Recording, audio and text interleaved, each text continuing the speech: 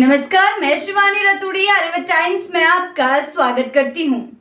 बिहार विधानसभा चुनाव जैसे जैसे नजदीक आ रहा है, राज्य की राजनीति में बयानबाजियों का पारा भी तेज होता जा रहा है। इसी क्रम में जनसुराज के संस्थापक और चुनावी रणनीतिकार से जननेता बने प्रशांत किशोर ने मुख्यमंत्री नीतीश कुमार के डोमिसाइल नीति पर दिए गए हालिया फैसले को न केवल कटघरे में खड़ा किया, बल्कि इसे राजनीतिक छलावा तक कह डाला। सीतामढ़ी में बिहार बदलाव यात्रा के दौरान एक जनसभा को संबोधित करते हुए प्रशांत किशोर ने कहा कि अगर नीतीश कुमार वास्तव में बिहार के युवाओं के हितैषी होते तो 2023 को ही डोमिसाइल नीति को ही नहीं बदलते, लेकिन उन्होंने ऐसा किया सिर्फ इसलिए कि उन्हें 2024 में प्रधानमंत्री बनने का सपना था। उन्होंने आरोप लगाया कि उस लालच में नीतीश सरकार ने बिहार के युवाओं से सरकारी नौकरी छीन ली और शिक्षक बहाली की लगभग 3 लाख नौकरियों में अधिकांश बाहरी छात्रों को नियुक्त कर दिया।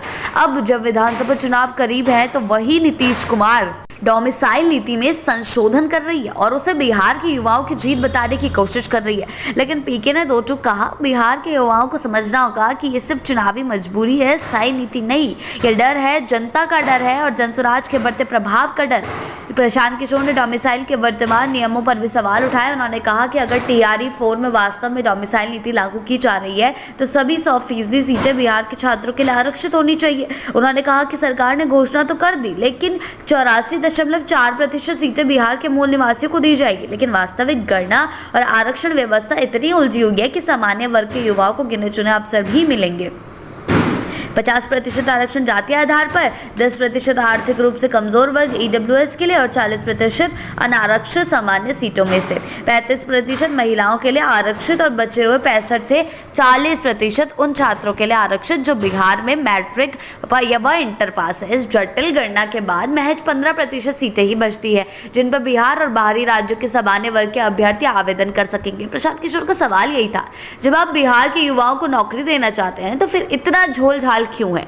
पीके ने यह भी कहा कि अगर जनसुराज की व्यवस्था का असर नहीं होता तो आज भी पेंशन 400 रुपए ही होती, रसोइयों का वही पुराना मानदेय मिलता और डोमिसाइल नीति का नाम तक नहीं लिया जाता। उन्होंने उदाहरण देते हुए कहा कि 20 साल से बुजुर्गों को 400 रुपए की पेंशन मिल रही थी। 3 साल तेजस्वी यादव सरकार में थे, लेकिन उन्होंने 1 रुपए भी नहीं बढ़ाया। अब डर लग रहा है जनसुराज के आने का डर, जनता के उठ खड़े होने का डर। राजनीतिक जानकारों की माने तो प्रशांत किशोर की ये बातें न केवल डोमिसाइल नीति के पीछे की मंशा पर सवाल उठाती है, बल्कि ये भी दर्शाती है कि जनसुराज का अब सत्ता के लिए हक गंभीर चुनौती बनता जा रहा है, खासकर उन युवाओं के बीच जो सरकारी नौकरी के लिए सालों से संघर्ष कर रहे हैं। बिहार की राजनीति में ये पहली बार नहीं है जब डोमिसाइल नीति को लेकर हंगामा हुआ हो, लेकिन अब जब जनसुराज जैसे संगठन इसे चुनावी मुद्दा बना रहे हैं तो इसका असर भविष्य के चुनावी नतीजों पर जरूर पड़ सकता है।